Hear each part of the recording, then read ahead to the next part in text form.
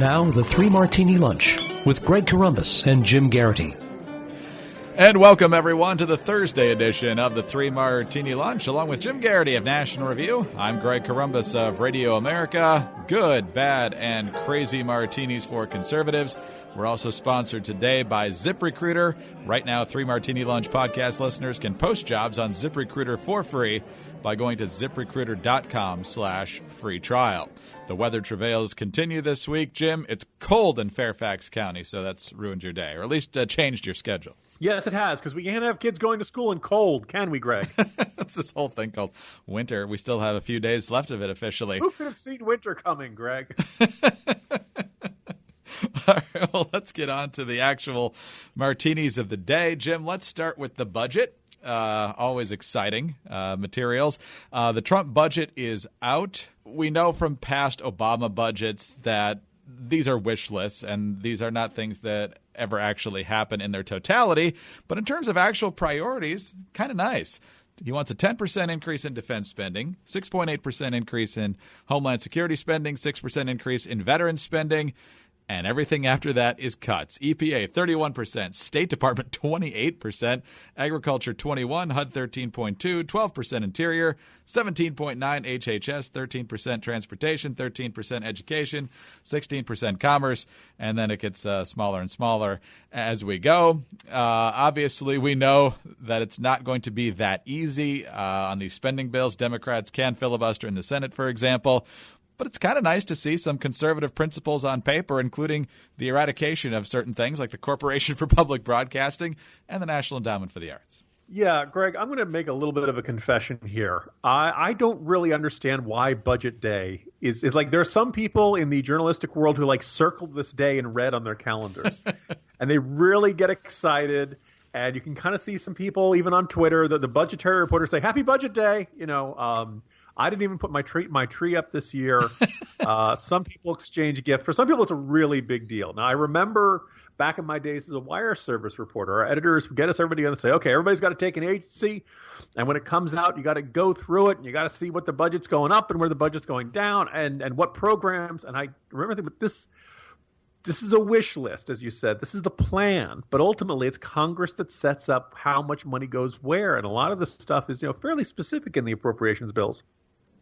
The administration has and cabinet secretaries have a certain amount of discretion in this stuff, and you can kind of get a sense of their priorities and all that kind of stuff. But this is kind of like blue sky. If we had total budgetary power, this is what we would do.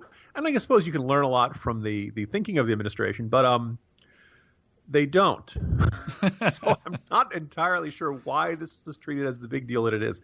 Having said that, I do think when you put forth what seems to be a really genuinely fiscal conservative budget, you end up with something that may move the Overton window a little bit. This is the theory I think Glenn Beck popularized this. The Overton window was the idea of what is considered reasonable, what is considered normal, what is considered mainstream.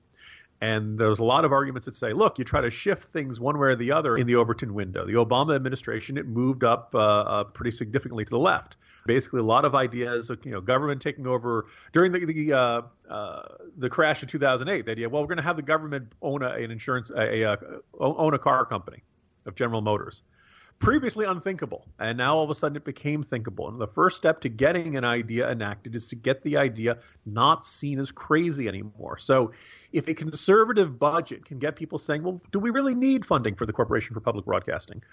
Can't all the money from all the merchandising of all the kids shows on there pay for some of that? Or can we at least reduce some of it? Can we, all of a sudden the budget can be a useful way for spotlighting programs that probably deserve to be either zeroed out or significantly reduced there. So I'm going to also, we should give a guy who did not run as a fiscal conservative as much at all in the 2016. We should give the Trump administration credit when they start sounding like a fiscal conservative. Obviously, it all depends on how this goes through Congress. But at this point, the Trump administration is properly genuflecting to the goals of fiscal conservatives and reduced spending. And so we should have given credit for that. And that makes it our good martini. Yeah, and also good to see the influence potentially of Mick Mulvaney there as budget director. Jimmy wants $1.5 billion to begin construction of the wall. Chuck Schumer has said he's willing to shut down the government over that. Just as a quick trivia question, When Republicans refused to pay for things when Obama was president, it was their fault. When Democrats refuse to pass things when a Republican is president, guess whose fault it is? Well, Trump fails. Fails to win approval for his priorities. Of course it will be. Whereas when Republicans refuse to fund vital necessities, it's the Republicans' fault. Yeah. I mean, you start from it's the Republicans' fault and you work backwards, Greg. It goes from right to left, not left to right. The flow chart works up for the media, not down. Yeah. All right, let's move on to the bad martini now, and let's go to the floor of the U.S. Senate. Jim, I think it's probably been a while since you and I thought much about Montenegro, probably back during the Slobodan Milosevic days when Serbia and Montenegro were making life miserable, to say the least, for different parts of the former Yugoslavia. Well, now Montenegro is having some issues. Apparently, there's been some Russian meddling, at least if you believe John McCain. So John McCain is among what appears to be the vast majority of senators who are okay with Montenegro joining NATO. There were 2 Republican senators who are opposed to this, at least temporarily. Mike Lee was opposed on procedural grounds, so I'm not even sure what he thinks about the issue. Rand Paul apparently is opposed on substance. So John McCain went to the Senate floor and said this about anyone who would have the temerity to be opposed to NATO membership for Montenegro. If there is objection, and I note the senator from Kentucky on the floor, I will say before I read this, if there is objection, you are achieving the objectives of Vladimir Putin. You're achieving the objectives of trying to dismember this small country that has already been the subject of attempted coup. I have no idea why anyone would object to this, except that I will say, if they object, they are now carrying out the desires and ambitions of Vladimir Putin, and I do not say that lightly. Jim, I don't doubt that Vladimir Putin is probably opposed to NATO membership for Montenegro, but it just grinds my gears, and it should grind the gears of conservatives after all those Obama pronouncements over the past 8 years, that if you don't agree with me on this, you are a fill-in-the-blank, in this case, a Putin stooge. Yeah, to quote my colleague Jay Nordlinger, Greg, you really shouldn't accuse somebody of being a paid stooge for Vladimir Putin, considering the number of possibilities of people who are genuine paid stooges for Vladimir Putin. That can't be dismissed as hyperbole in modern Washington. Because, Ed Schultz suddenly on RTTV, Larry King, all of a sudden, everybody's comfortable working for the Kremlin now. Now, look, here's, smart people who I admire come down differently on the argument about whether Montenegro should join NATO. By the way, I'm looking over from Ala Pundit at Hot Air. You know who thinks Montenegro should join NATO? Who? Mike Flynn, who was supposedly the Putin stooge, who was supposedly, had all kinds of inappropriate contacts with Russia. So, let's just observe not everybody is playing to part on this. Look, the argument from Rand Paul doesn't seem cuckoo for Cocoa Puffs, or which to say, look, Montenegro is a very, very tiny country that really can't contribute very much to NATO's defense. And basically, it would be making a very clear statement to Russia, but also we'd be taking responsibility for the defense of Montenegro. And it's fair to ask whether we really want to do that, whether we really want to, apply Article 5 protections to a tiny country that clearly, deep down, doesn't Russia care a lot more about this country than we do? And this is something we do have to acknowledge in our alliances. On the other hand, we don't want to back down to a bully. On the other hand, we don't want Russia to be meddling with its neighbors and things like that. If, this is the sort of thing you consult with your allies and you ask what they think and you kind of weigh these sorts of things. But man, McCain he just loves to go there. He just loves to say, well, if you disagree with me, clearly you have bad motives. Clearly you have something. Your viewpoint is driven by malevolent intent. And this is wasn't it? I think this is the sort of behavior, Greg, that we're used to getting from somebody like Peter King. You're palling around with terrorists and things like that. Never mind the fact that Peter King literally hung around with terrorists back in the IRA days of the 1980s, things like that. But anyway, so yeah, it's McCain playing to his worst stereotype. And as much as, there are times Rand Paul seems to go off the rails, this is not his nuttiest objection of all time. And we probably would be better served by a more respectful debate than what we're getting here. Yes. Apparently the bad blood over the wacko birds and all sorts of other things that have happened over the past few years have not gone away easily. John McCain definitely knows how to hold a grudge. But people of Arizona, if you're upset about that, sorry, you just reelected him. You can't hire somebody else right now. You got to wait 6 years. But are you hiring? Do you know where to post your job to find the best candidates? Because posting your job in one place is not enough to find quality candidates. If you want to find the perfect hire, you need to post your job on all the top job sites, and now you can, because you really want to be able to see them all together. Anybody can fill out a pretty fancy resume, but the ability to see them side by side, who's actually done what, trust me, whether it's our business or your business, anybody can put on a good front, but to actually be able to compare them side by side really, really helps. And now you can do that because with ZipRecruiter.com, you can post your job to 100-plus job sites, including social media networks like Facebook and Twitter, all with a single click. Find your candidates in any city or industry nationwide. Just post once and watch your qualified candidates roll in to ZipRecruiter's easy-to-use interface. No more juggling emails or calls to your office. You can quickly screen candidates, rate them, and hire the right person fast. Find out today why ZipRecruiter has been used by Fortune 100 companies and thousands of small and medium-sized businesses. Right now, 3 Martini Lunch listeners can post jobs on ZipRecruiter for free just by going to ZipRecruiter.com/free trial. That's ZipRecruiter.com/free trial. One more time, to try it for free, go to ZipRecruiter.com/free trial. Jim, we have had a lot of crazy martinis. This one is probably going to end up in the upper pantheon, particularly if this crazy martini persists over the next few days. McDonald's has decided that it wants to fire rhetorical shots at President Trump. Not really sure what precipitated this, if anything. Maybe it's something he said recently or policy in the news. Who knows? But McDonald's has tweeted this morning at 9:16 a.m., "At real Donald Trump, you are actually a disgusting excuse of a president, and we would love to have at Barack Obama back. Also, you have tiny hands." Jim, it's been a while since we've dealt with the McDonald land characters. I don't know if this means that the Hamburglar is responsible for some of the leaks or what's going on with all these different cheap shots McDonald's is taking here. You have taken to Twitter to suggest that this could just be the beginning of something very, very sinister and very dangerous on the fast food front. It is. So we should point out that McDonald's has tweeted out since then.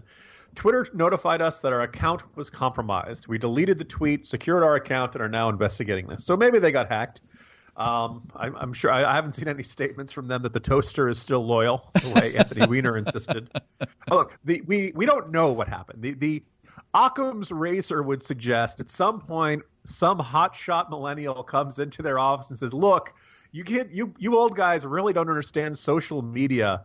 Let us take over. We'll make your brand hot and exciting and drive a lot of traffic and business to it. And you'll be, it's way better than ordinary old-fashioned advertising. You're loving it commercials. No. You want us to handle this on social media." And the old guys nod in agreement. Sure, let's see what happens. This person has a nose ring. They seem cool. They seem to be hip and with it and know what the kids want. And things go okay for a while until one day the millennial hipster social media consultant is really, really mad about Trump. And they suddenly say, "Oh, you know what? I'm just gonna let it out. I'm gonna let him have it. That small-handed, dictator. Oh, I miss Obama." And they let it out, and they forget which account is which. And they think they're tweeting out on their personal account, and they put it out on the McDonald's account, or they plan on quitting anyway. So they're going to go out with a bang. They've got this powerful megaphone. They're going to let the whole world know what they think of Trump. And as far as the world knows, this is McDonald's itself declaring how terrible Trump is and how they miss Obama and how he has tiny hands or something. I'm half surprised, Greg, that we haven't gotten to some attempt to spin this in that the new Extra Grande Big Mac is so large, not even Trump's hands can hold it or something like that. Look, if this is the sudden radicalization of America's fast food brands, this could take some very sinister directions, Greg. I could very easily picture, doesn't it seem natural that in people losing faith in the president, so many Americans declaring their resistance, seeing Trump as illegitimate? Wouldn't Burger King want America to return to a monarchy? Wouldn't Colonel Sanders call for a military coup? Long John Silver's calling for piracy. Taco Bell saying make a run for the border before the wall goes up. So if you're on Twitter, I found the Noid from Domino's. Nice. Greg, this was a exceptionally short-lived advertising campaign. Quiznos subs use these two strange, oddball, computer-generated, creepy rodent characters. I don't know about you.